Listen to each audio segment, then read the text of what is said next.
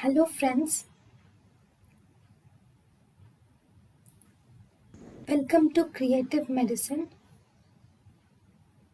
In this lecture, we will learn about. Hello friends, let us now learn about clozapine and the side effect agranulocytosis. So if you see, clozapine is immune mediated side effect. Clozapine is immune mediated side effect.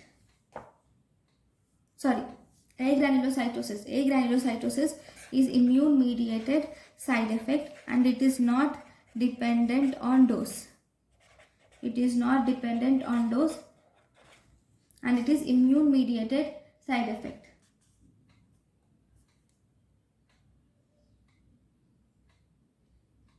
Now, this clozapine will actually block 5-HT2 receptors, alpha 2 and D2 receptors. D4 receptors mainly. So, action of D4 more than D2 more than D1.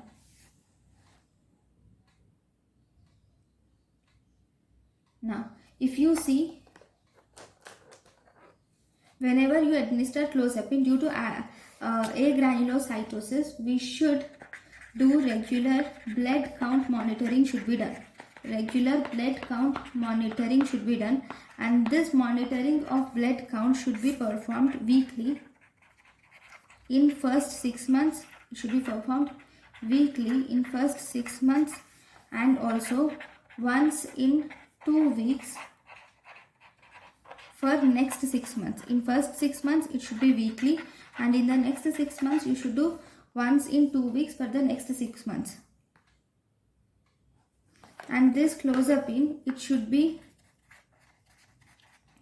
discontinued. It should be discontinued if the neutrophils drop below 500 cells per microliter.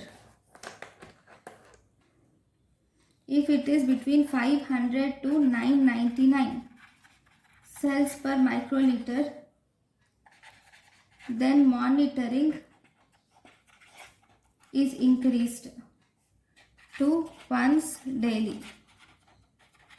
It should be increased to once daily. And if it is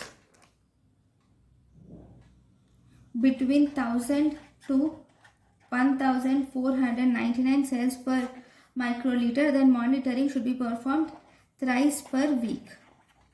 Okay, so this is important point about clozapine. Then one more important thing is this clozapine. Okay, this is about clozapine and agranulocytosis. Thank you for watching. Thank you and thank you for watching.